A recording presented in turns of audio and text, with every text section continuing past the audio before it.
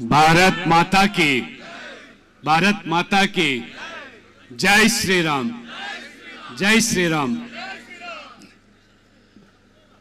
వేదిక మీద ఉన్నటువంటి పెద్దలందరికీ పేరు పేరున వారికి అభినందనలు తెలియజేస్తూ శాసన సభ్యులు, మాజీ పార్లమెంట్ సభ్యులు, కాబోయే పార్లమెంట్ సభ్యులు, వివిధ మోర్చాల నాయకులు, హైదరాబాదు పరిసర ప్రాంతాల నుంచి విచ్చేసినటువంటి కార్యకర్తలందరూ కూడా పేరు పేరున వారికి నమస్కరిస్తూ, మీడియా మిత్రులు పెద్ద ఎత్తున తరలి వచ్చినటువంటి మరి సోదరులందరూ కూడా స్వాగతిస్తూ, భారతీయ జనతా పార్టీ నిన్నటి వరకు కూడా ఎన్నికల ప్రక్రియలో పూర్తిగా నిమగ్నమై మరుసటి రోజే ఫలితాలకు రాకముందే మన రాష్ట్ర అధ్యక్షులు కిషన్ రెడ్డి గారి యొక్క ఆదేశం మేరకు ధర్నాకు ఉపక్రమించడం అంటే భారతీయ జనతా పార్టీ ప్రజా సమస్యల మీద, ప్రజా శ్రేయస్సు కోసము ప్రజాక్షేత్రంగా ఏ రకంగా ఈరోజు పాటు పడుతున్నదో ఇది నిదర్శనం. 4వ తేదీ ఫలితాలు రాబోతున్నాయి. దేశవ్యాప్తంగా కూడా ప్రధానమంత్రి నరేంద్ర మోడీ గారి నాయకత్వంలో 3వసారి ప్రధానమంత్రిగా మోదీ గారు బాధ్యతలు చేపట్టడమే కాకుండా రాబో 5 సంవత్సరాల కోసము చేపట్టాల్సినటువంటి కార్యక్రమాలు, తీసుకోవాల్సినటువంటి చారిత్రాత్మకమైన నిర్ణయాలు, వాటికి ఈ పార్టీకి మొదటి 100 రోజుల్లోనే వారు భవిష్యత్తుకు బాట వేసే విధంగా 2047 వికసిత భారత్కు మార్గం సుగమం చేసేదానికి వారు ఒక ప్రణాళిక రూపొందిన విషయాన్ని మనందరికీ తెలిసిందే. నరేంద్ర మోడీ గారికి విరామం లేదు, విశ్రమం లేదు. తన జీవితం అంతా కూడా వారు ధారపోసి ఈ దేశం కోసం, ధర్మం కోసం పాటుపడేటువంటి నాయకుడిగా 400 సీట్లు ఎన్డీఏ సాధించబోయే దిశలో 370 స్వతహాగా బీజేపీ ఆ సీట్లు సాధించే క్రమంలో నరేంద్ర మోడీ గారు మరి మీరు చూస్తూ ఉన్నాం ఇవాళ వారు నిజంగా వారు ఒక అద్భుతమైనటువంటి శక్తి. అందరికీ మించి అతీతంగా ఒక వ్యక్తి కాదు, శక్తి అని వారు నిరూపిస్తూ ఉన్నారు. దాదాపు 6 మాసాలుగా వారు నిరంతరము వారు ప్రభుత్వ పరంగా, పార్టీ పరంగా ప్రజాక్షేత్రంలోకి వెళ్ళి 10 సంవత్సరాల్లో వాళ్ళు చేసినటువంటి అభివృద్ధి, పేదల సంక్షేమం కోసం పాటుపడినటువంటి మరి విధానాలు తెలియజేస్తూ ఏ రకమైనటువంటి వికసిత భారత్కు వాళ్ళ సంకల్పం పూనారో ఆ దిశలోనే మీ అందరి కార్యకర్తల యొక్క శ్రమ, పట్టుదల, కృషి మేరకు ఇది సఫలీకృతం కాబోతున్న సందర్భంలో నిన్ననే వారు నరేంద్ర మోడీ గారు ఈ ఎన్నికల ప్రచారం ఘట్టాన్ని ముగించుకొని దాదాపు 48 గంటలు ఇవాళ వారు మరి కన్యాకుమారిలో వారు ఏ రకంగా మెడిటేషన్కు ఉపక్రమించారో అది నిజంగా వారు దైవానుభూతుని యొక్క శక్తి అనే విషయాన్ని ఒక కారణ జన్ముడుగా ఈ యొక్క సమాజానికి, దేశానికి దేవుడు పంపిన దూతగా ఇవాళ మనం భావిస్తూ ఉన్నాం, గర్విస్తూ ఉన్నాం కూడా.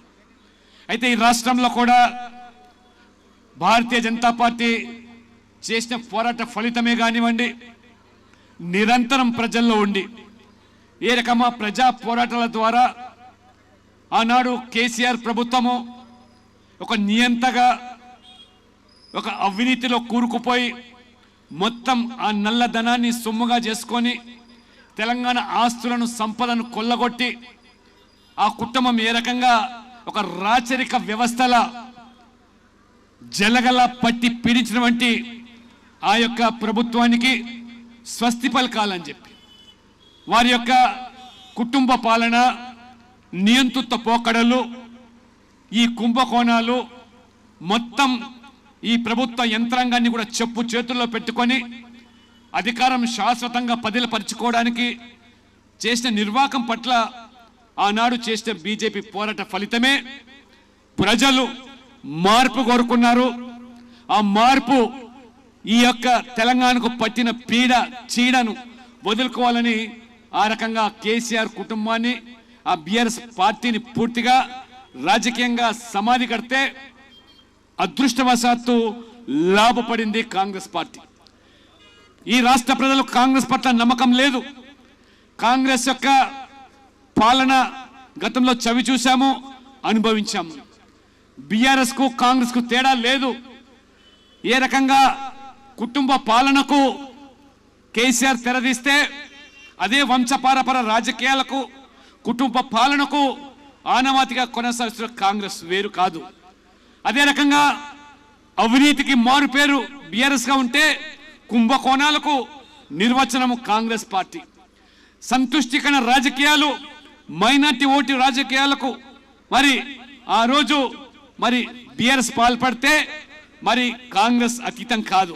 అందుకని ఈ రెండు పార్టీల డిఎన్ఏ వేరు కాదు, ఈ రెండు పార్టీల విధానాలు ఒకటే అయినప్పటికీ కూడా ఆ రోజు కాంగ్రెస్ యొక్క తప్పుడు ప్రచారం వల్ల, వారి యొక్క విష ప్రచారం, దుష్ప్రచారం వల్ల ఒక నేరేటివ్ ఏదైతే వారు క్రియేట్ చేసి బీఆర్ఎస్ లేదా బీజేపీ ఒకటైనటువంటి అంశాన్ని తెర మీదకి తీసుకురావడము, ఆనాడు కవిత అరెస్టు పూర్వము రండి సుధాకర్ రెడ్డి గారు, కవిత అరెస్టు మరి ఆనాడు జరగకపోతే దానికి బీజేపీ మీద ఆపాదించడం, అంతేకాకుండా ఆ రకంగా మరి కాంగ్రెస్ పార్టీ ఎన్నికల్లో లాభపడింది, అధికారంలోకి వచ్చింది.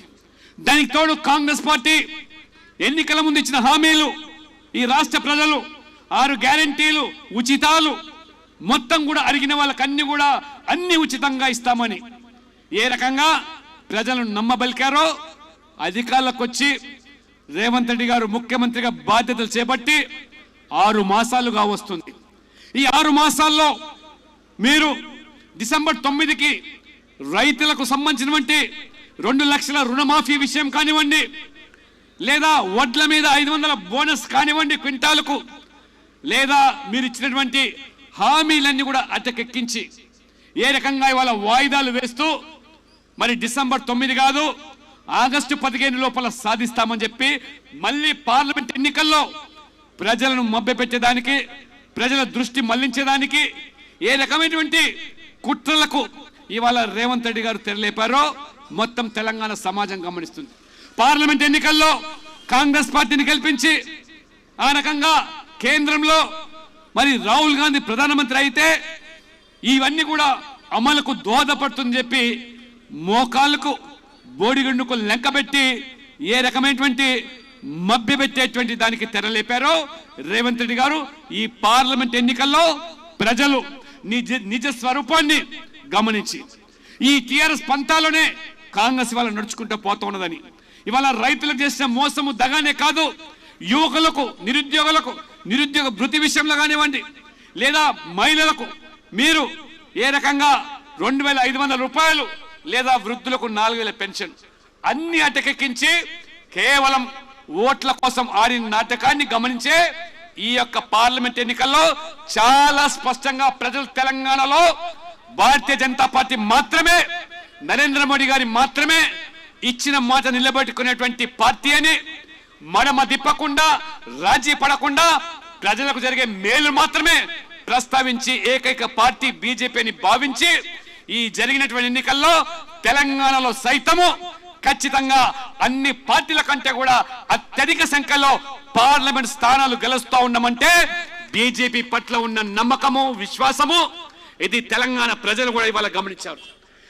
అసెంబ్లీలో జరిగిన పోరాటాన్ని, అసెంబ్లీలో జరిగిన తప్పిదాన్ని ఇవాళ పార్లమెంట్ ఎన్నికల్లో తెలంగాణ సమాజం చేయకుండా ఇవాళ ఏకపక్షంగా మోదీ గారి పట్ల ఉన్న నమ్మకంతో మోదీ యొక్క ప్రపంచానికి అనుగుణంగా తెలంగాణ ప్రజలు కూడా ఇవాళ స్పందించి రేపు 4వ తేదీ ఆ ఫలితాలు రాబోతున్నాయి.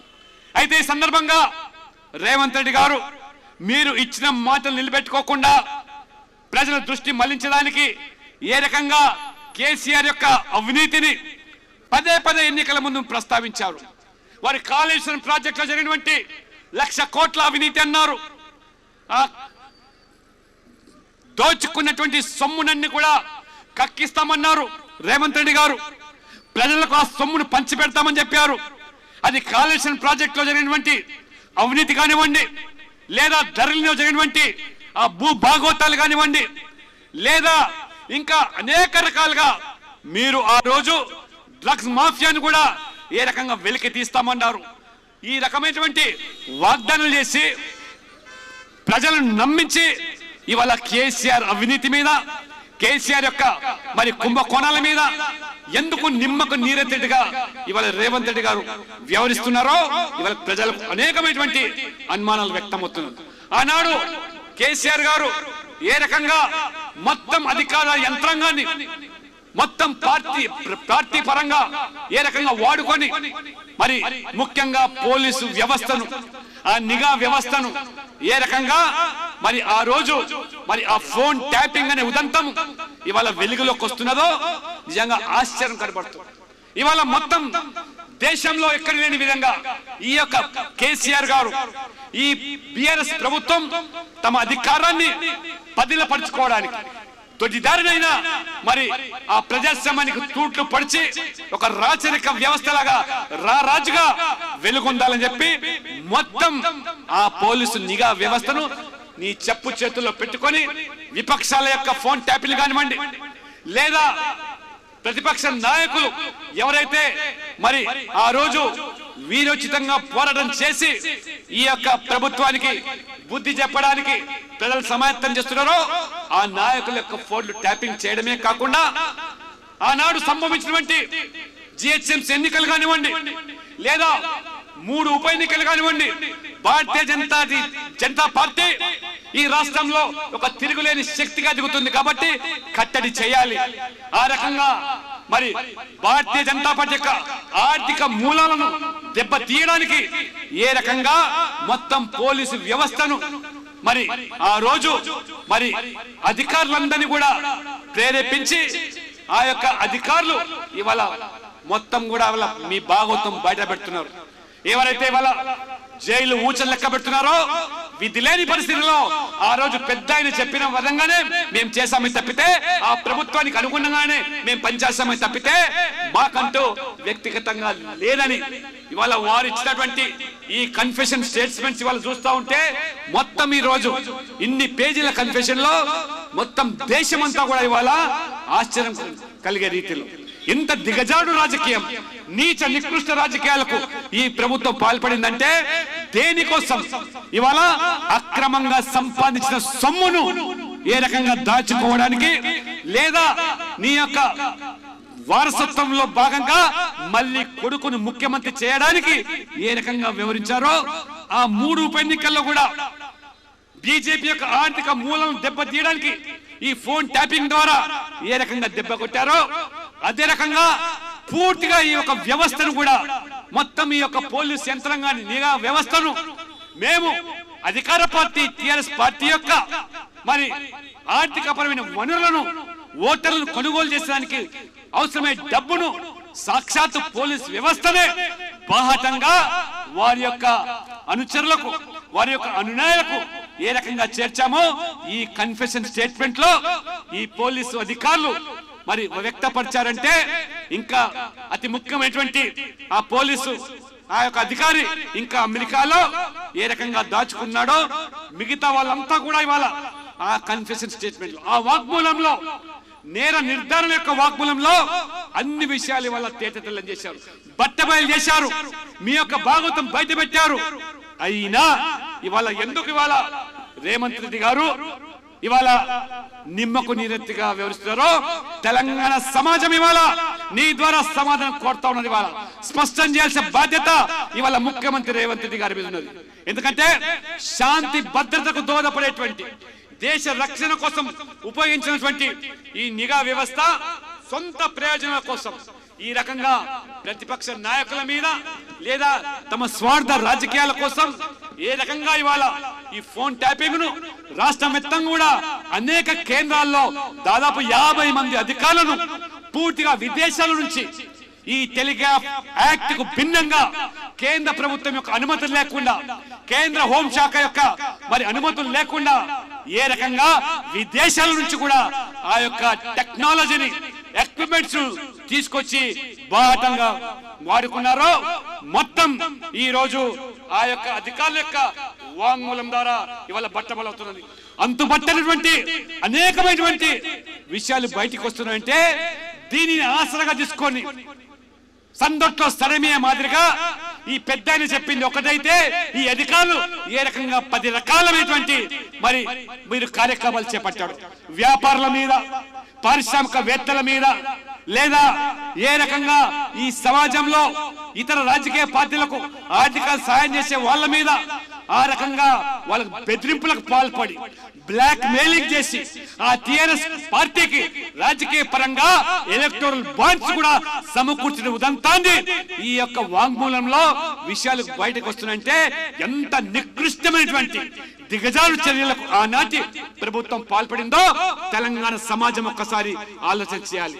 ఈ రకమైనటువంటి మరి పాలన ఈ 75 సంవత్సరాల మరి ఈ యొక్క భారతదేశ స్వతంత్రంలో ఏ ప్రభుత్వం కూడా ఏ పార్టీ కూడా పాల్పడలేదంటే ఈ రకమైనటువంటి మరి ఈ యొక్క దేశ భద్రతకు ముప్పు వాటిల్లే విధంగా ఏ రకమైనటువంటి ఆ యొక్క సమాచారాన్ని సేకరించారో ఈ యొక్క మరి సమాచారం అంతగా అందులో మరి పొందుపరిచి ఉన్నారో చివరికి ప్రభుత్వం మారేసరికి లేదా ఆ పగ్గాలు కేసీఆర్ టిఆర్ఎస్ నుంచి మరి మార్చేసరికి వెంటనే అధికారులందరూ కూడా అప్రమత్తమై వెంటనే ఆ రోజే రాజీనామాలు చేసి ఈ యొక్క ఎక్విప్మెంట్స్ అంతా కూడా ధ్వంసం చేసి ఏ రకంగా పూర్తిగా ఆ సమాచారాన్ని దక్కకుండా అందకుండా ఎన్ని రకాలైన కుట్రలు పన్నారు. మొత్తం ఆ యొక్క ఎక్విప్మెంట్ లో మొత్తం ఆ సమాచారాన్ని కూడా ధ్వంసం చేసి ఏ రకంగా మూసి కాలంలో పడేసామని చెప్పే రీతిలో ఉంటే ఇవాళ మీ యొక్క మరి ఈ చర్యలకు మరి స్వస్తి పలకడానికి తప్పించుకోవడానికి నిజంగా నిక్షిప్తమైనటువంటి దేశ భద్రతకు సంబంధించిన సమాచారం కానివ్వండి, ముఖ్యంగా ఈ తెలంగాణ రాష్ట్రం ఏదైతే శాంతి భద్రతలు లేదా ఉగ్రవాద దాడులు దేశంలో ఎక్కడ జరిగినా ఆ మూలాలు హైదరాబాద్ లో తేలుతా ఉంటే లేదా మరోవైపు వామపక్ష తీవ్రవాదం కానివ్వండి, జియాది ఉగ్రవాదం సంబంధించి పూర్తి సమాచారం కూడా అందులో నిలిత్తమై ఉంటే దాన్ని సైతం కూడా మీరు ధ్వంసం చేశారంటే ఎటువంటి దేశ ద్రోహ కార్యకలాపాలకు పాల్పడ్డారో జాతి వ్యతిరేక శక్తులుగా ఈ పాలకులుగా ఉన్నటువంటి వాళ్ళు మీ ద్వారా చేయించారంటే వీరికి దేశం పట్ల గాని లేదా ఈ సమాజం పట్ల గాని వారికి ఎంత చిత్తశుద్ధి ఉన్నది. ఈ దేశం ఏమైనా పర్వాలేదు, ఈ దేశం ఉగ్రవాదులు కానీ లేదా ఉగ్రవాద దాడులు కానీ పూర్తిగా మరి బలైనా పర్వాలేదు కానీ మేము మా కుటుంబము మా పార్టీ శాశ్వతంగా ఈ రాజ్యాన్ని ఏలాలనేటువంటి ఏదైతే మీరు కుట్రలు పన్నారో ఆ కుట్రలకు పౌలుగా మారినారో ఈ యొక్క మరి పాత్రదారులు వారి వాళ్ళ విషయాలు బయటకు వచ్చాయి, వారి వాంగ్మూలం బయటకు వచ్చాయి. కానీ ఇవాళ 6 మాసాలైంది. రేవంత్ రెడ్డి గారు నిన్ను మేము సూటిగా ప్రశ్నిస్తున్నాం, పదే అనేక సందర్భాలు చెప్పావు ఈ ఫోన్ ట్యాపింగ్ ఉదంతం వల్లనే నేను సైతం కూడా జైలుకి వెళ్లే పరిస్థితి వచ్చిందని చెప్పి నేను కూడా బాధితుడని చెప్పిన నీవు నేను ఈ యొక్క మరి ఈ టిఆర్ఎస్ పార్టీ ప్రజా వ్యతిరేక చర్యలను వారి యొక్క అవినీతిని రాజీ పడని చెప్పిన నీవు ఎందుకు ఇవాళ నిమ్మకు నీరెత్తుగా వ్యవహరిస్తున్నావు? ఎందుకు ఇవాళ మీ నోరు పెదకటం లేదు? ఎందుకు ఇవాళ ఆ యొక్క వాంగ్మూలం ద్వారా సేకరించే సమాచారం ఆధారంగా ఆ యొక్క మరి సూత్రధారులను ఎందుకు వాళ్ళ మీద చర్యలు తీసుకోవటం లేదు? ఇవాళ కేసీఆర్ అయినా హరీష్ రావు అయినా బాహాటంగా ఆ వాంగ్మూలంలో ఆ పేర్లు కూడా ప్రస్తావించారు ఆ అధికారులు. ఎందుకు ఇవాళ నువ్వు మీనమేషాలు లెక్క పెడుతున్నావు? ఎవరి ఒత్తిడిల కోసం నువ్వు లొంగిపోతున్నావు? చివరికి నీవు చెప్పినటువంటి నీవే బాధితగా ఉన్నటువంటి నీవే బాధితగా మారినటువంటి ఉదంతం, నీవే జైలుకి వెళ్ళిన ఉదంతం, నీవే చెప్పావు కదా నా బిడ్డ పెళ్లికి కూడా నన్ను హాజరు కాకుండా కుట్ర పన్ని నన్ను జైలు పాలు చేశారు ఈ ఫోన్ ట్యాపింగ్ ఉదంతం వల్ల నేను చెప్పిన నీవు ఇవాళ ఎందుకు ఇవాళ రాజీ పడుతున్నావు అంటే మీ ఢిల్లీ పెద్దల ఒత్తిడా పది ఒత్తిడా లేకపోతే మీ కాంగ్రెస్ అధిష్టానం లోపాయికారిగా ఈ బిఆర్ఎస్ పార్టీతోని కేసీఆర్ తోని ఏదైనా రాష్ట్ర ఒప్పందాలు చేసుకున్నారా? ఇవాళ నరేంద్ర మోడీ గారిని బీజేపీని ఇవాళ ఎదుర్కోవాలంటే ఇవాళ మాకు సరిపోవడం లేదు. ఈ యొక్క విపక్ష కూటముల పేరు మీద అవినీతి పార్టీలు, కుటుంబ పార్టీలు, వంశపారపద రాజకీయాలు అన్ని పార్టీలు ఏకమైనా ప్రజలు ఇంకా నరేంద్ర మోడీ వైపే మొగ్గు చూపుతున్నారు. కాబట్టి మీరు సైతం మాతో కలవాలి లేదా మేము సైతం మీతో వస్తామని కేసీఆర్ కు వంత పాడుతున్నారా? అనేకమైనటువంటి అనుమానాలు వ్యక్తమవుతున్నాయి. రేవంత్ రెడ్డి గారు నిజంగా మీకేమాత్రం పౌరుషం ఉన్నా ఇవాళ తెలంగాణకు జరిగినటువంటి ఇవాళ ఏదైతే అన్యాయం కానివ్వండి మొత్తం తెలంగాణలో ఒక రాచరిక వ్యవస్థకు తెరలేపినటువంటి కేసీఆర్ పట్ల నీకు నిజంగా ప్రజాస్వామికంగా న్యాయపరంగా చర్యలు తీసుకోవాలని చిత్తశుద్ధి ఉన్నట్టయితే వెంటనే ఈ ఫోన్ ట్యాపింగ్ లో బయటకు వచ్చిన పేర్ల మీద ఎందుకు విచారణ జరపరు? ఎందుకు చర్యలు చేపట్టరు? ఆ సూత్రధారులు ఎవరో బయటికి వచ్చింది కాబట్టి ఆ సూత్రధారుల మీద చర్యలు తీసుకోవాల్సిందే భారతీయ జనతా పార్టీ డిమాండ్ తప్పితే ఇతరత్ర కాదు. మీరు రేవంత్ రెడ్డి గారు కేవలం కుర్చీ కోసము ఇవాళ మీ యొక్క హైకమాండ్ ఒత్తిడికి లొంగిపోతారా? తెలంగాణ సమాజానికి మీరు జవాబు చెప్తారా? లేకపోతే ఈ ఫోన్ ట్యాపింగ్ ద్వారా వెలికి వచ్చేటువంటి అన్ని అంశాలను ప్రజల నుంచి దృష్టి మళ్చేదానికి ఇవాళ మీరు రాజముద్ర విషయం కానివ్వండి తెలంగాణ రాష్ట్ర గీత విషయంలో అనేకమైనటువంటి మరి ఈ రకంగా ప్రజలు తప్పుదో పెట్టే విధంగా తెర మీదకి తీసుకొస్తాను. ఖచ్చితంగా భారతీయ జనతా పార్టీ ఈ ఫోన్ ట్యాపింగ్ విషయంలో రాజీ పడే ప్రసక్తి లేదు, మడమ తిప్పదు.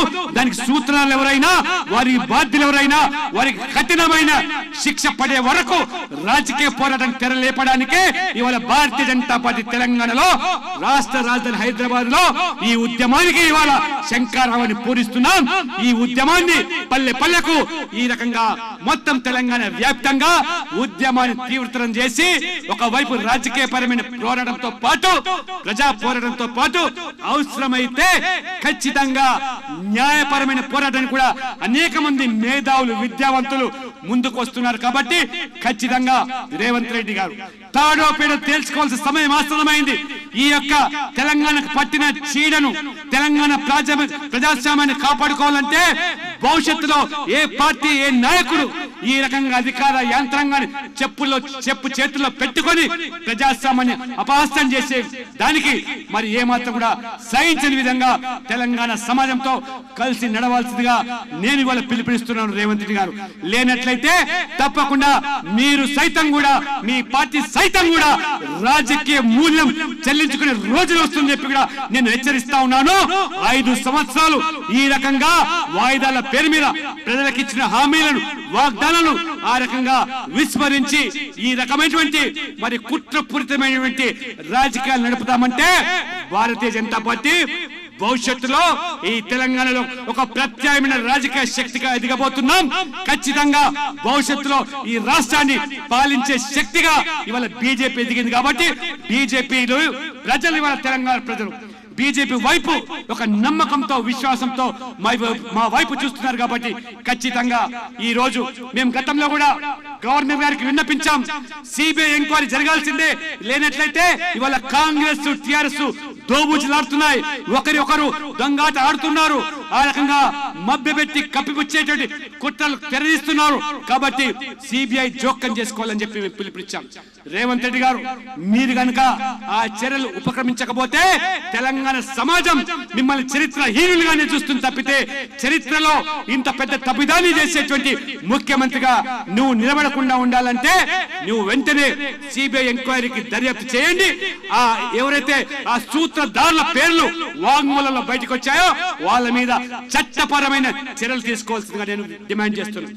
ఎంతగా దిగజారారు మా యొక్క జాతీయ నాయకుడు బిఎల్ సంతోష్ గారు తన జీవితం అంతా కూడా ఈ దేశం కోసం ధర్మం కోసం తన జీవితాన్ని దారబోసి ఏ రకంగా ఇవాళ ఒక ప్రచారక జీవితాన్ని కొనసాగించే వ్యక్తి మీద అబండాలు వేసి ఏ రకమైన కుట్రలు బండి లేని యొక్క ఎమ్మెల్యేల కొనుగోలు కేసును మీరు తెర మీదకి తీసుకొచ్చి ఏ రకంగా మీరు ఆ యొక్క బిఎల్ సంతోష్ గారి మీద అక్రమ కేసులు బనాయించి రాజీ పడడానికి ఈ కవిత గారు ఏదైతే మరి మద్యం కుంభకంలో కూరుకుపోయిందో మొత్తం ఈ తెలంగాణకు పట్టినటువంటి ఏదైతే జాడ్యం ఉన్నదో ఒక మహిళ మరి సారా వ్యాపారం చేసి ఢిల్లీకి పంజాబ్ కు గోవాకు ఆ రకంగా డబ్బును ఏ రకంగా ఆమ్ ఆద్మీ పార్టీతో కలిసి ఆ ఎన్నికల్లో పంపిణీ చేశారో ఆ ఉదంతం బయటికి రావడం ఆ కేసులో ఇరుక్కుపోవడం ఆ కేసు నుంచి తప్పించుకోవడానికి మాత్రమే ఇవాళ బీజేపీ నాయకులను ఈ యొక్క కేసును మేము అక్రమ కేసు బనాయించామని చెప్పి ఆ రకంగా అధికారులు ఆ వాంగ్మూలంలో బహిర్గతం చేశారంటే ఎంత దిగజారు చర్యలకు కేసీఆర్ గారు మీ పార్టీ పాల్పడ్డదో ఇవాళ స్పష్టమవుతున్నారు. ఆయన తెలంగాణ సమాజంలో అనేకమైన అనుమానాలు వ్యక్తమైనాయి. బీజేపీ ఆ యొక్క అధికార పార్టీ ఎమ్మెల్యేను కొనుగోలు చేయడానికి జరిగినటువంటి ఉదంతం అనేటువంటి ఒక భావన కల్పించే ప్రయత్నం చేశారో అదృష్టవశాత్తు ఆనాడు నిజంగా భగవంతుడు ధర్మం వైపు ఉన్నారు కాబట్టి ధర్మం వైపు పనిచేసే బీజేపీ జాతీయ నాయకులను ఏ రకంగా ఆదుకున్నాడు.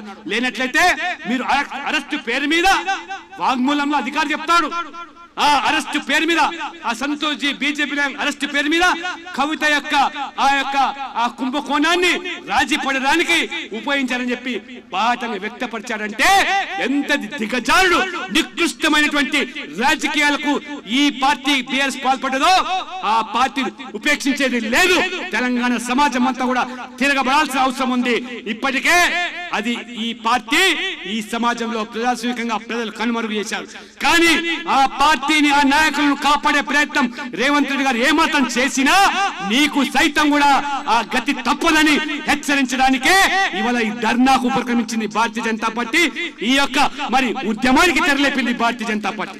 ఇవాళ రాష్ట్ర అధ్యక్షులు కిషన్ రెడ్డి గారు చాలా స్పష్టంగా ఫలితాలు 4వ తేదీ వస్తున్నప్పటికీ కేంద్రంలో మళ్ళొకసారి మనం 3వసారి అధికారంలో వస్తున్నప్పటికీ ప్రజాక్షేత్రంలో ప్రజా పోరాటానికి సమాయత్తం కావాలని చెప్పి ఇచ్చిన పిలుపు మేరకే ఇది నాంది మాత్రమే, శ్రీకారం మాత్రమే. మండలాల వారీగా, గ్రామాల వారీగా, జిల్లాల వారీగా ఉద్యమాన్ని తీవ్రతరం చేస్తాం. తాడో ట్రేడో తేల్చుకుంటాం.